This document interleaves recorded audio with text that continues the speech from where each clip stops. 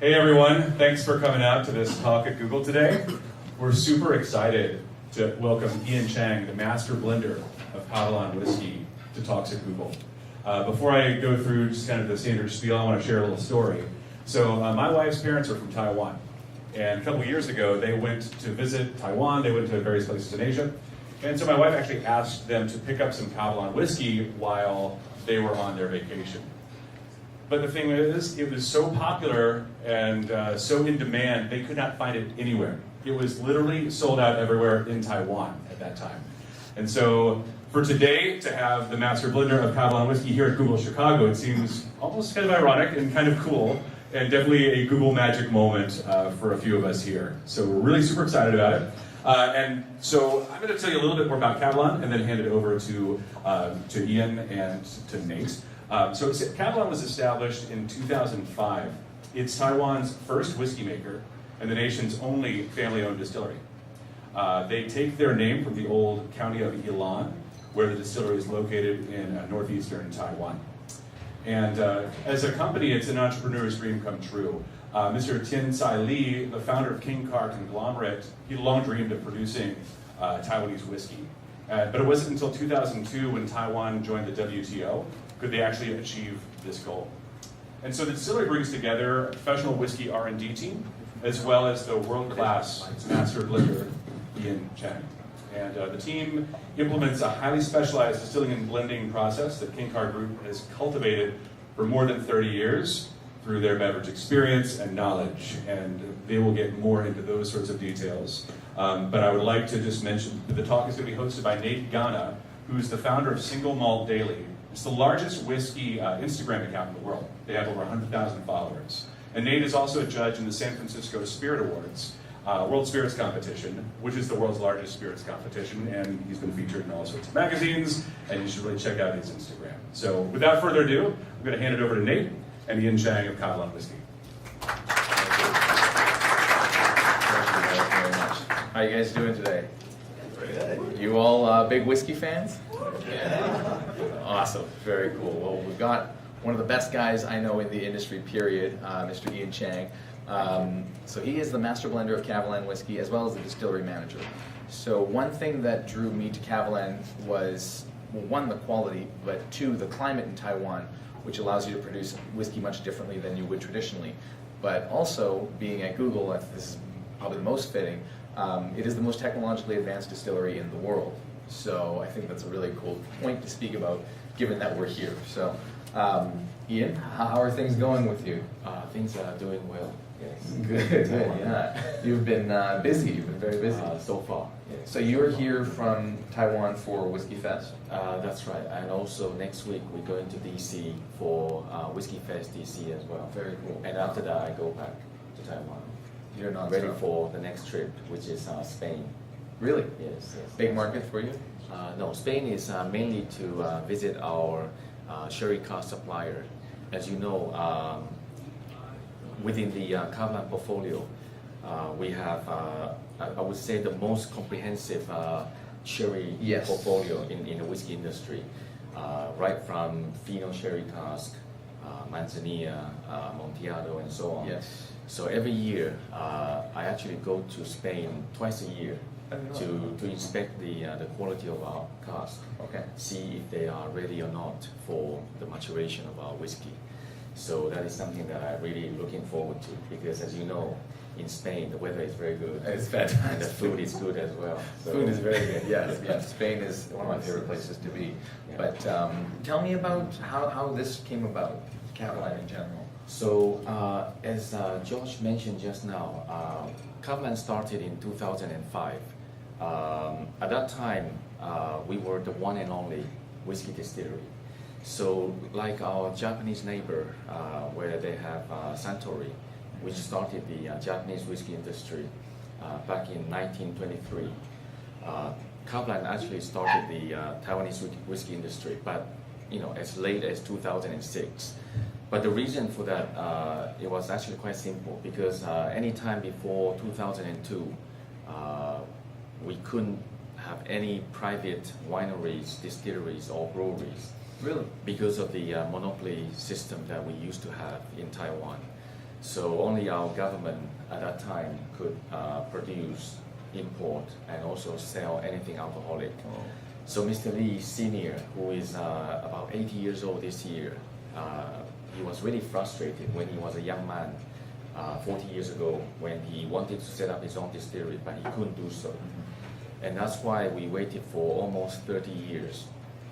In 2002, finally, the whole regulation was changed due to WTO, because once you join WTO, you have to embrace fair competition, and also you have to open yourself up to to the whole world. Yes. So that's why when Mr. Lee was really chuffed, so he quickly set up a small team of engineers, food technologists, even architects, because he has to design the shape of our distillery. Yes. So we even came to US, Canada, Japan, Scotland, and also Ireland to gather information and also to see how to set up a distillery of our own in Taiwan.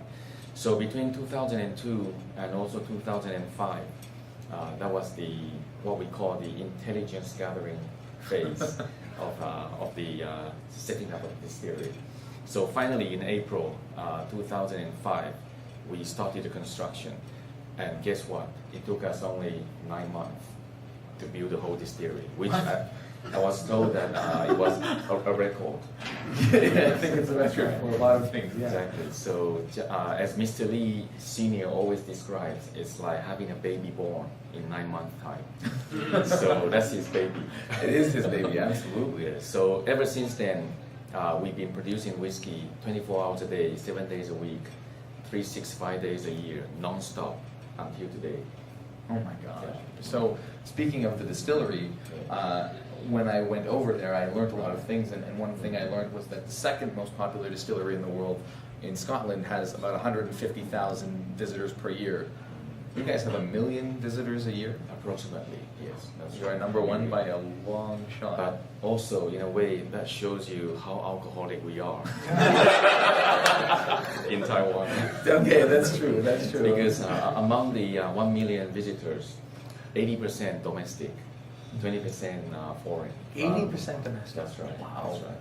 You know, our domestic consumers, they when they don't have anywhere else to go, they come to our distillery. Oh my God. So then, with the products that you're creating, how did you get into whiskey making?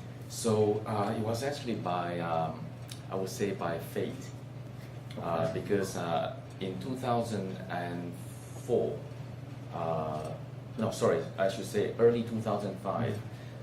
During that time, my father, he was really ill. So my mom asked me to come home and to look after the family. And also, Where were you at the time? I was actually doing small businesses in China. Okay. So I came back to Taiwan. We finished everything in China. And at that time, I didn't know what to do. I was actually really, panicking. So every day, I remember from January to April, every day I was searching on the internet through Google as well, looking for a job. And in Taiwan, we have this so-called 104 website, which is the place, the website you go to look for job vacancies. So one day I saw, it was 3 o'clock in the morning, I couldn't sleep, and I saw that King Car Company, which is the group that is behind Kavalan, they were looking for someone to be a spirit researcher. So it wasn't called a blender yet. So I sent my CV, and 3 weeks later, a gentleman whose name is Peter, he's the special assistant to our chairman, Mr. Lee. He called me and he said, are you still looking for a job? I said, yes, I'm desperate for a job. So he said, come to our headquarters and do an interview and see how it goes. So the next day I went, and the very first question he asked me was if I had any previous experience in the whiskey industry or in the alcoholic beverage industry. And as you can tell, I'm a very honest person. And the answer was no, so I said no. And I thought that was the end of the conversation. But then I did emphasize to him that for the 8 years studying in the UK as a student, I was drinking almost every night. and that should count as very much, being part of the industry as well. So he said that, why don't you take a test on your nose to see if you can differentiate all these flavors. As you know that when we drink whiskey, I would say the most, Nate would agree with me, the most fascinating and also interesting thing about whiskey is that every distillery has its own unique flavors, qualities, and so on. So in front of me, I had 15 the so-called the whiskey notes that you can expect from single malt whiskey, and the rule was very simple. I could only nose them once, and then you have to write down the descriptors. So apparently, I was very lucky that I had the highest score. But also, it was then I knew that my nose actually works. I could differentiate all these different flavors from whiskeys. And once I joined the company, I was really lucky once again that, very fortunate, Mr. Lee, he sent me to Scotland for 2 years to study with the world famous whiskey expert of Dr. Jim Swan. So for 2 years, he was the person who taught me everything about whiskey and life in general as well. So he's my Mr. Miyagi in a way, and I'm the whiskey kid. That's an amazing story, because I know now that, I mean, I don't want to say the number, but how many whiskeys do you taste per day now? So on a daily basis, if I'm not traveling, which is very difficult these days, because I always say to our audience and consumer that these days I'm more into the showbiz, being a brand ambassador, going around the world to a whole tasting. But whenever I go back to Taiwan, on a daily basis, I have to know samples in a range of between 200 to 400 Per day? On a daily basis, yes. Because I have to catch up with my, when I'm not there, because the production doesn't stop. No. So every day we have new batches of the new make, and also you have matured products in the cask. Yes. All waiting to be nosed, to be determined, whether they are matured or not, or if we need to do something differently. For example, transferring from refill cask to say port cask, and so on. So it's very interesting.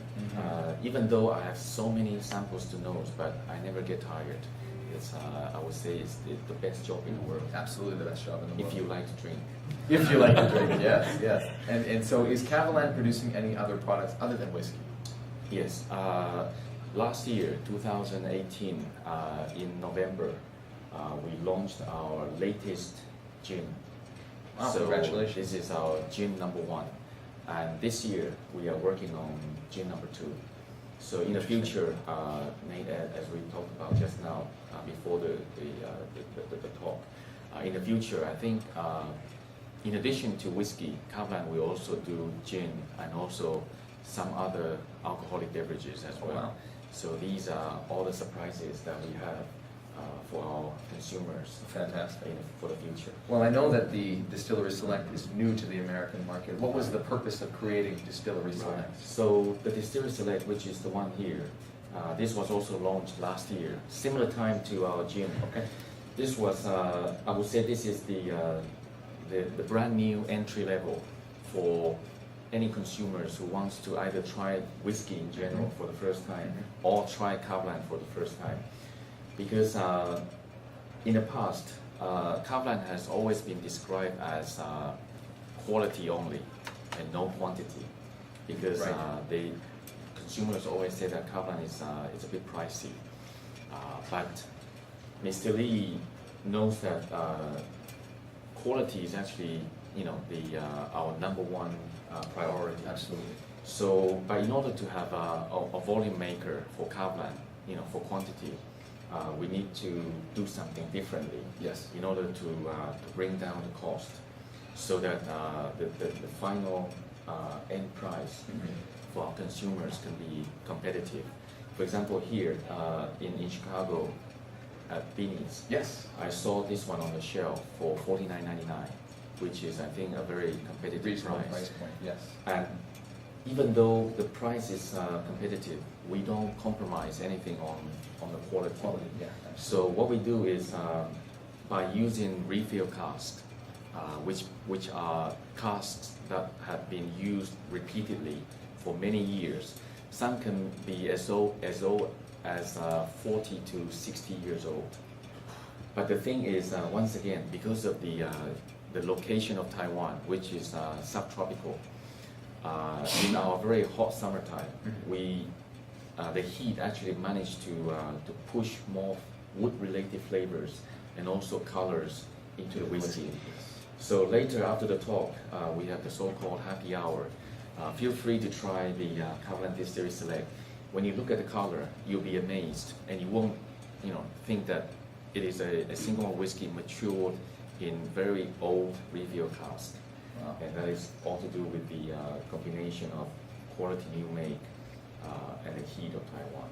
Yeah, the heat of Taiwan. I mean, India is producing a lot too right Yes, now. that's The right. climate is such a unique climate to be producing in. So how did you go from, essentially 0 bottles in 2005 to 500,000 bottles annually? Is that what you're at right now? 500,000 is actually the old number now. Wow. So we now do nearly 1 million bottles 1 million per year. Wow. But we Okay. still have a long way to go. Yes, but I would say two very unique qualities of Kavalan is that on the nose, Kavalan offers you that very refreshing and also very clean, fruity, floral characters. But then on the palate, Kavalan offers you that nice natural sweetness, but also the creamy and oily character on the palate when you drink the whiskey. So that Absolutely makes agree with the whole experience really enjoyable. Yes, and I agree because as a judge in the spirits competition recently, we tasted through 150 spirits on the Friday and the Saturday, and then the top 83 spirits on the Sunday, and we came out with a $30 bourbon as the world winner of the best whiskey, right? And so That's right. it beat out, I think, 300 other whiskeys overall. And you think to yourself that, you think you know whiskey or you think you know wine, and you do a blind taste and the $30 bottle comes out. So I think it's important to have your quality in your high end, but also quality in a lower end price point that allows people to get familiar with the brand and then move their category and their palate up to a higher place. What would you say the favorite of yours is that you have produced? Within our portfolio, every one of them. I mean, That's cheating. I mean, it all depends on occasions, and also depends on the mood that you are in. For example, the one in the middle here, this is our Kavalan Classic. I think this is a very good everyday drinking whiskey. This is something that I have in a decanter in my office. Wow. Whenever I go back to the office to prepare for the next thing to do, whenever I have a break, I always have a small drum of the Classic. Wow. But then if you like something that is all about complexity, harmony, just like another brand called the H something. Yeah. This is our answer to that. I see. So even though this one is a single malt whiskey, but when you drink it, you won't realize that this is a single malt whiskey. You think that it is a blend because it is so complex with so Very many interesting. layers of flavors. Because in the method of blending this particular expression, we have used certain types of casks to mimic the effect of grain whiskey, Right. and then combined with other types of casks, it's like grain and malt blended together, which is just like a blend whiskey.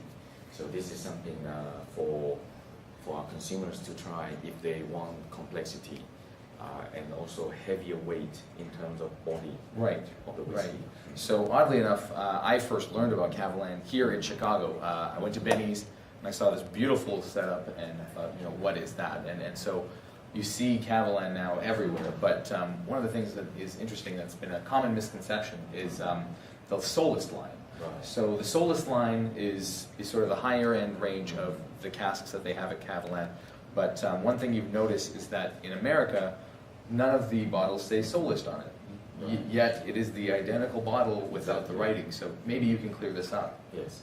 So in addition to these three that we see here, we have also another series which is called the Soleus series. And what the Soleus series is about is that they are all cask strength because in Taiwan we have many consumers. I would say the majority of our consumers, they like to have their whiskey at cask strength. Can you believe it? You know, straight from the cask. So normally the Is that just Taiwanese or is that everybody in general? Taiwanese and also certain parts in Europe as well. Interesting. Okay. Yes. We have a saying in Taiwan, there's no such thing as a strong alcohol, only weaker man. I'm going to put that on a notepad and put that up and look at it every day. So they like to drink cask strength. And so it's all about, you know, strength in the range of 53 to some even as high as 59. Mm-hmm. So when we entered into the US 5 or 6 years ago, we also want to enter, you know, the Soleus series Yes. into the US, but unfortunately we were told that there has been another company, they have already registered the name Soleus here in the US.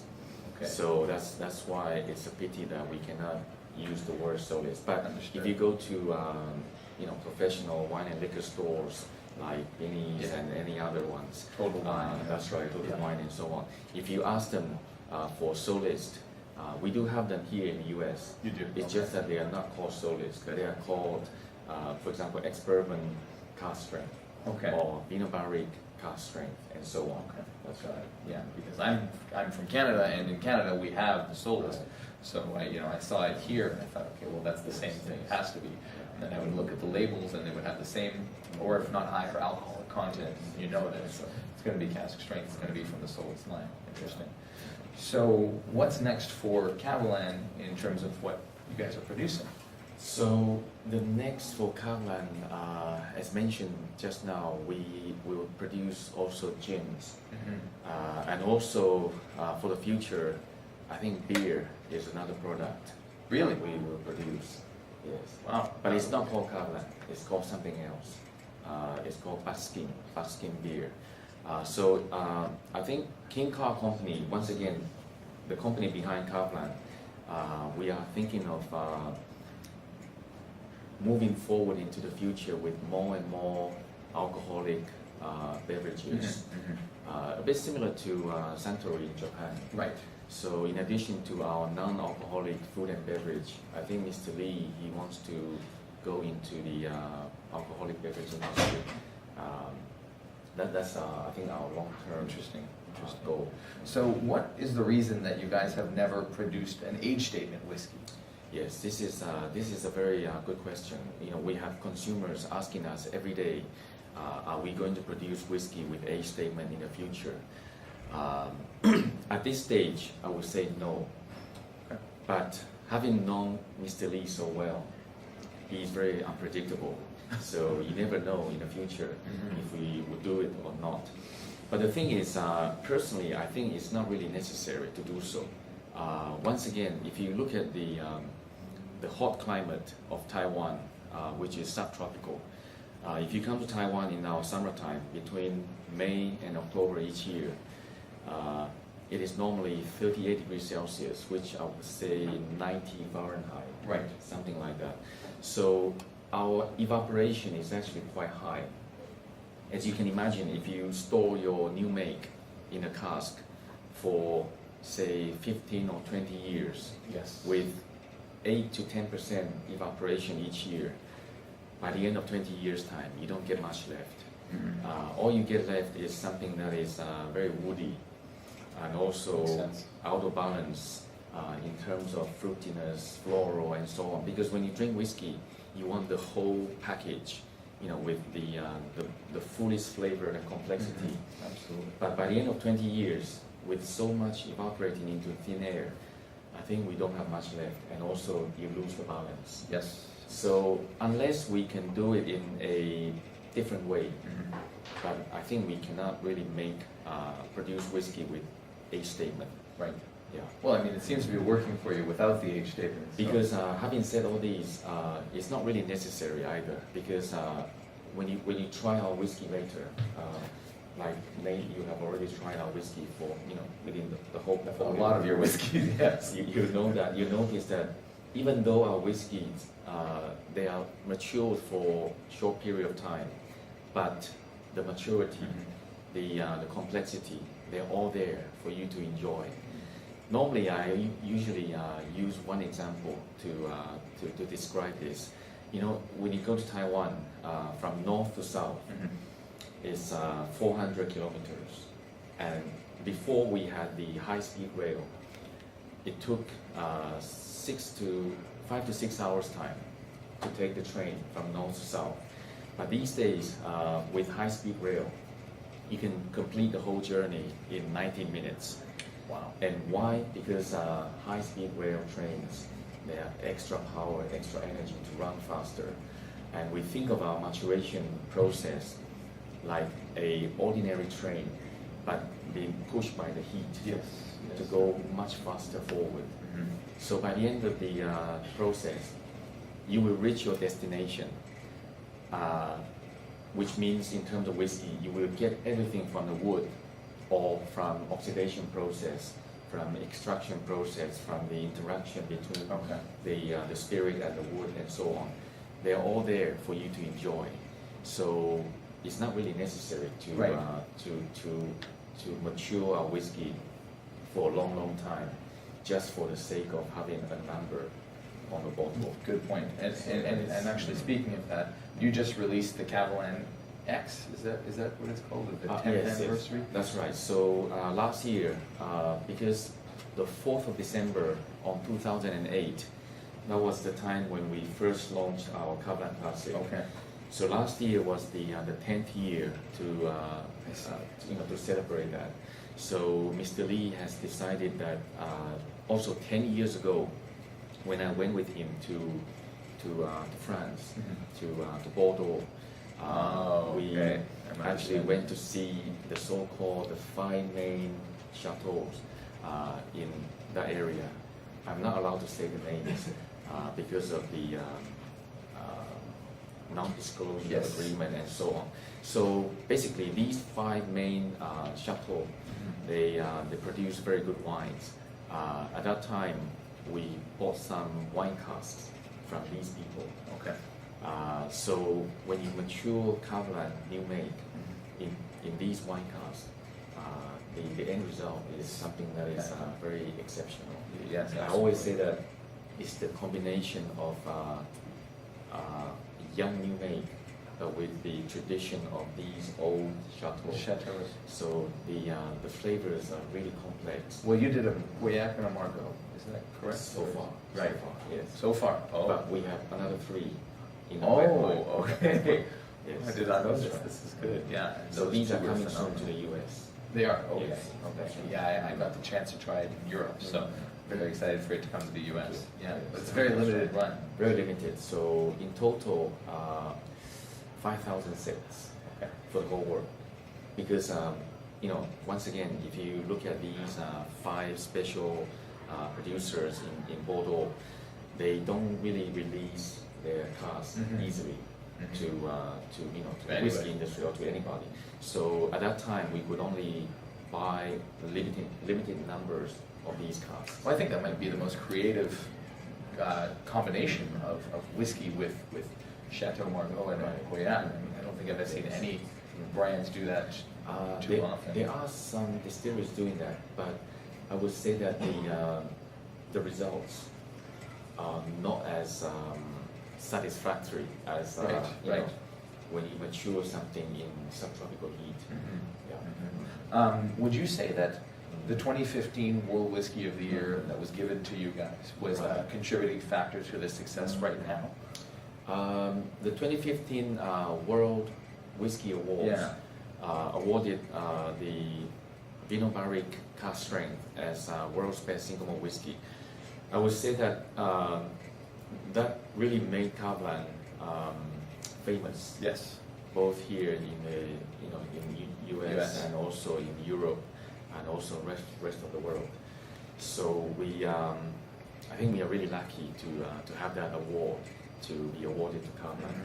So That's actually what got me into Catalan in terms of what I tasted I think first. it really draws people's attention. Well, it's a red and white wine cask that Yes, was that's right. That's previously used and Yeah. is finished for you guys. That's spectacular. That was the first time I'd had any cask that did red and white wine in the same time. So Yes. very, very. That one is very special. If you'd like to try it, like Nate mentioned just now, we use both red and also white wine cask for the maturation of that particular expression. But if you look at the color, it's not here, but if you look at the actual whiskey itself, the color is a bit red. So many consumers, they would think immediately that matured in red wine cask. But the thing is, we can also create the same effect with white wine cask. Because at that time, in 2008, once again, together with Dr. Jim Swan, we developed this brand new innovation of doing the so-called SDR process, which means you have to do shaving, toasting, and recharring The barrel. to the barrel, to the wine cask, Okay. so that everything becomes with a uniform, quality by the end of maturation. Interesting. So what we have here for you guys today, I think is interesting because I would say that the distillery select is you can do both whiskey on its own neat or in a cocktail. That's which right. is That's right. Kind of interesting. Distillery Select is actually designed to be a very versatile single malt whiskey. Whether you like it neat or on the rocks or in cocktails, through the creation of these works of cocktails of these mixologists, this one is the perfect choice. I think it's interesting because I would say that Chicago, for me, Chicago personally is the best place in the U.S. to drink whiskey or to find whiskey. Yes, I think I agree. the bar scene here is incredibly diverse, incredibly unique.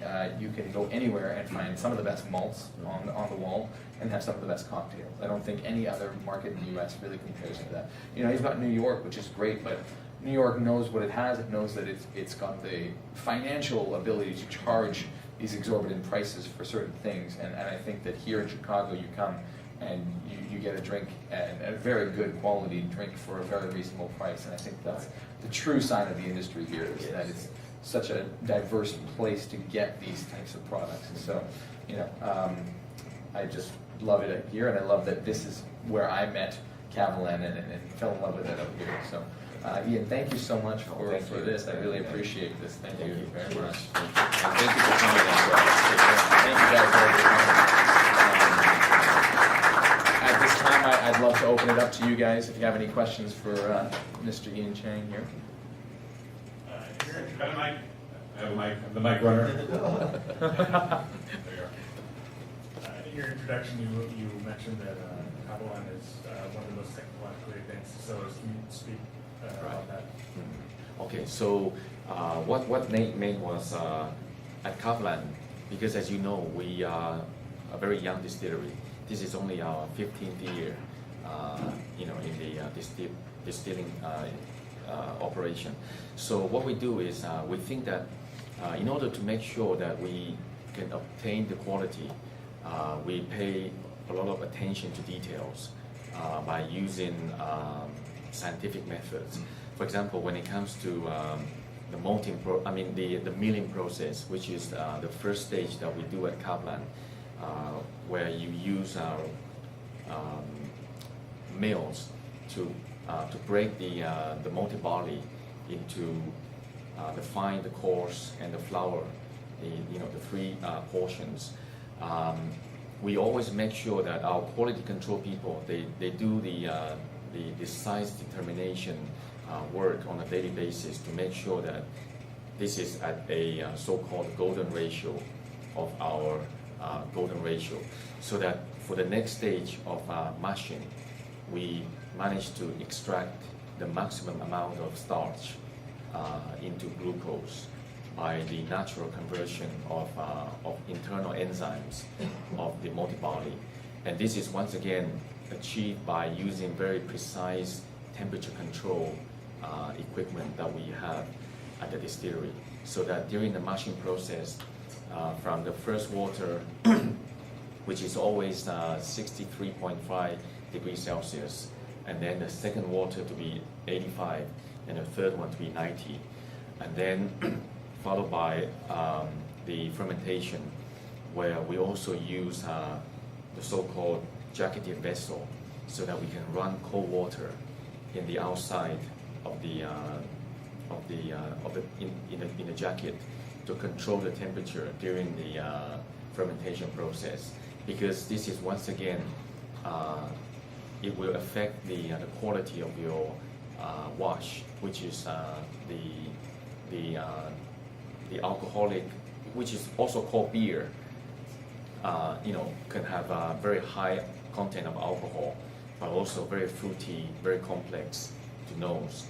So these are all just some of these examples of what we do in order to obtain quality in our product by using scientific method. And also when it comes to the final stage, we also use GCMS and also HPLC, all these high-tech chemical analysis to determine whether we have the right amount of wood-related flavors, the right amount of oxidized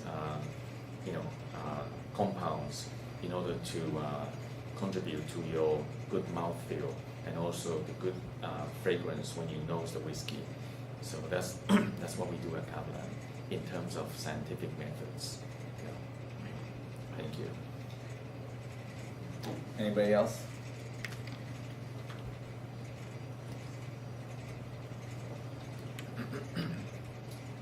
Are there any plans to introduce a peated malt, like a heavily peated malt?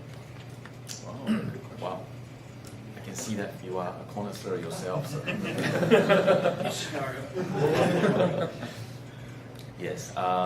When Kavalan first started, we produced 100% unpeated. But after 5 years ago, once again, Mr. Lee, he's unpredictable. But one thing about him is that he listens to consumers' comments and also consumers' needs. So these days, we see that more and more consumers globally who like peated whiskey. So that was 3 years ago, so 2016, we started to produce our peated new make. So these are now in the process of maturation in a warehouse. Hopefully by early next year, we should be able to launch our very first peated expression of Kavalan for you to enjoy.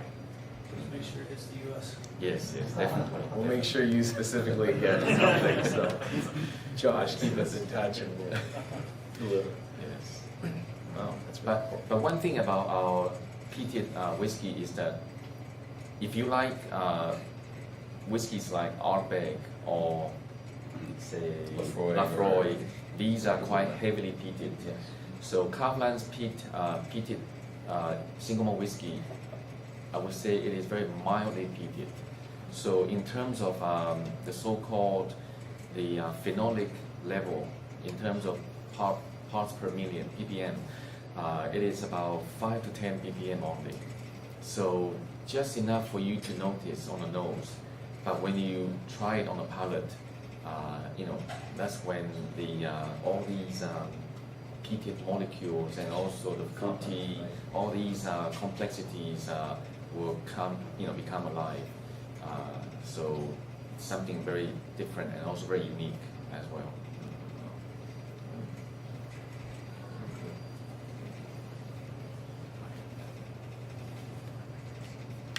So you guys talked about, talked about your scientific process and how you guys have a lot of quality control, and then you also paralleled the tropical environment towards the reason why you guys are doing 5-year, 10-year. That's right. But have you guys considered doing a temperature controlled environment in order to age them in the barrels to keep the evaporation from happening?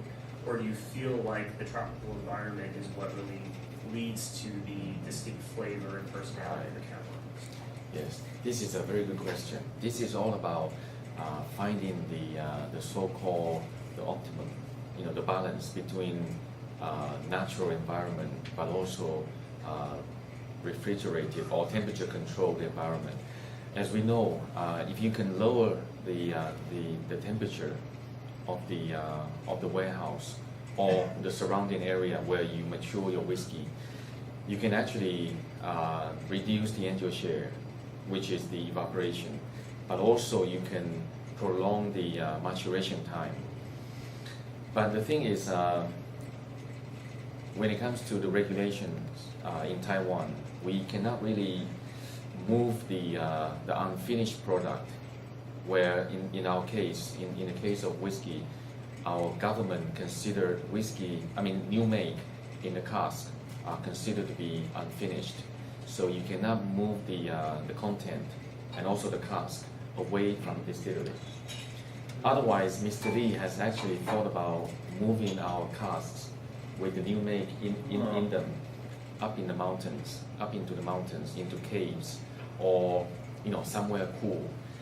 But once again, the thing is, he also cannot wait for the whiskey to be mature so that we can sell them, sell our expressions. So these days, I'm actually working on a very special, I would say, method or implementation that we can we try to reduce the end-use share without prolonging the time of maturation. Yeah. So at the end of the day, once again, it's all about quality. If we just want to put a number on a label to say that this is 12 years old, 15 years old, or 20 years old, we will need to do a very different way of maturing our cask, our new making a cask. That is something that we always think about internally.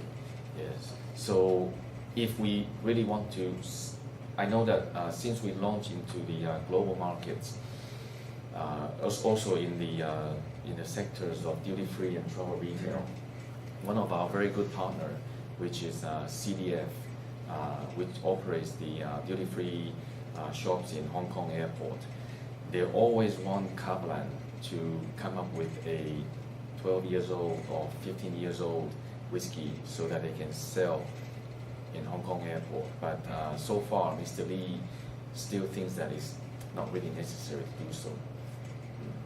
Yeah. Thanks. Thank you, sir. Also a connoisseur, because you know the balance between these two. Yeah. Actually, I do have one more question. Yes, please. Have you guys considered, since you guys are, considered the most technological, wow, I can't even say it. Well, I work here, I promise. Considered an advanced distilling process. Yes. Have you guys considered any kind of movement-based maturing processes? I know that I think it's one of the distilleries that they stated that they could be able to speed along the effects of maturing by putting casts on like ships in the ocean and the movement of the waves. The Jefferson Ocean, exactly. and sea, Yes, that's right. Good question.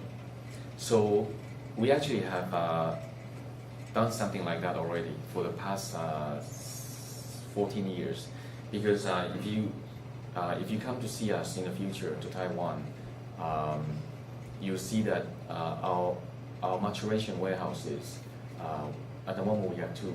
So both of them are 5-story tall. And within the warehouse, you actually have temperature differences within, between floors to floors. So when I say that hot summer between May and October each year, when the outside is 38 degrees Celsius, the inside can actually be as warm as 42 to 45 degrees Celsius. So that is something also very hot, just like on a boat. If you put everything in the inside, so the temperature is very high in there, and that's when that's how we manage to extract the nice colors from the wood into the whiskey. And also we purposely shut all the windows during our summertime so that we can trap the heat in there to create the so-called artificial greenhouse effect within the warehouse. So that is something that we do similar to the product that you have mentioned just now. Yes. But that's only good for color. In wintertime, we have to open all the windows to encourage the cold air coming from Siberia through Japan and then come to Taiwan, which is about today here 6 degrees Celsius outside. This is our super winter in Taiwan. So this is when we encourage the cold air to go into the warehouse so that oxidation process will take place really nicely. Yeah. Oxidation is inversely proportional to temperature. So if you want good oxidation, you need to keep your casks with the content inside in a cooler environment. Yeah. So warm summer, relatively colder winter for about 4 to 5 years time. That's how we manage to get that maturity. Yes. Thank you. Yeah.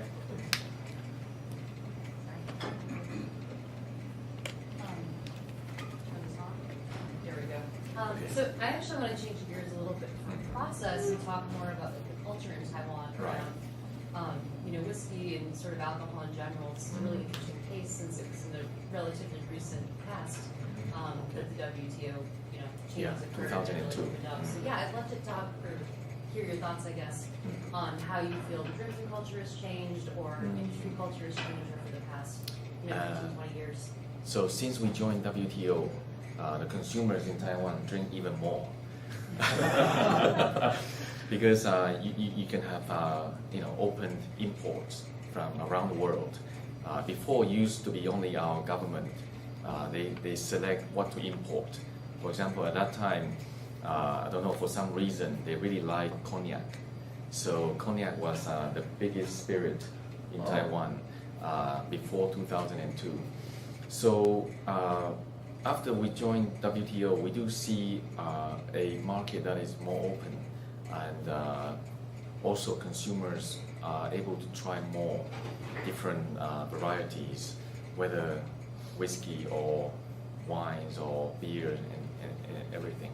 So the drinking culture in Taiwan is very much business related. For example, we have to entertain our clients. So when we go to have business dinners, that's when the volume is really generated, because we have this culture of doing ganbei, which means bottoms up in one shot. I think Nate has experienced that with the owner of the distillery, Mr. Lee, who is the ultimate drinking machine. Well, it's funny, when we went to Taiwan, we went to the German beer house that you guys own. That's right. What is it called again? It's Baskin. Yes. Okay, so we went to a German beer house, and I thought this was very different for a Taiwanese whiskey company to be taking us to a German beer house, but sure enough, they had all of the Kavalan whiskeys on the wall there. And to speak to your point, one thing that I think that I love about the brand is that it's the only brand in the world that has their own stores. So you go to Taiwan now, and there's Kavalan stores throughout Taiwan. Whereas you go here, there's a liquor store, right? So it's liquor. What we were talking about yesterday, Liquor Park or Binny's. They're actual liquor store names. Over there, they're Kavalan stores. And so I found that really, really interesting. That was the only market. What was the reason for that? Oh, because to be honest, initially when we launched our very first whiskey, which is this one here, back in 2008, on the 4th of December, I remember very clearly. We invited media people and also wine and liquor shop owners. No one was interested in Kavalan because they always say, they used to think that because mainstream, after all, is Scotch. And when it comes to Scotch, it's always about 12 years old, 15 years old, 20 years old. And they talk about the tradition and heritage of hundreds of years. So at that time, no one wants to sell Kavalan or buy Kavalan domestically. So Mr. Lee, Sr., he was actually quite upset. So he decided that, okay, if you don't want to sell my products, I'll sell them myself. So he set up his own stores, which is throughout Taiwan. We now have 100. You have 100 stores? Yes, from north to south. So that's, Wow. These are the shops where you can go and experience the complete flavors of Kavalan and also anything that King Ka Group produces. Yeah, they're brilliant stores. They're very well laid out, and I think that speaks to the Taiwanese culture post WTO as well, because I don't know of any other country right now that would allow a brand to have a store, apart from the distillery store on the distillery itself, right? So, yeah, very open culture in that respect. Yeah. So please come and see us in the future if you can. From Chicago, you have direct flight to Taipei, which is 13 hours. And then from the airport to our distillery is less than 2 hours. So in less than 20 hours, you'll be there. Yes. And if you come, as I always say, make sure that you drink until you drop. As much as you want. You can even bring your container with you. I'll let you take away some. Any more? It's all about moderate drinking. Drink responsibly. Yes. Good advertisement for drinking responsibly at the end of this. Well, thank you guys so much. This has been spectacular. I really appreciate you guys. And Ian, thank you again for this. Thank you. Before we end, I would just like to thank Google once again for having us Thank here. you all so Really much. appreciate Josh, you did this. an incredible job. That's right. It's been Thank you. fantastic. And of course, I hope you guys stick around for a trial of all these lovely whiskeys. They have some fantastic stuff. So, thank you guys very much. Thank you.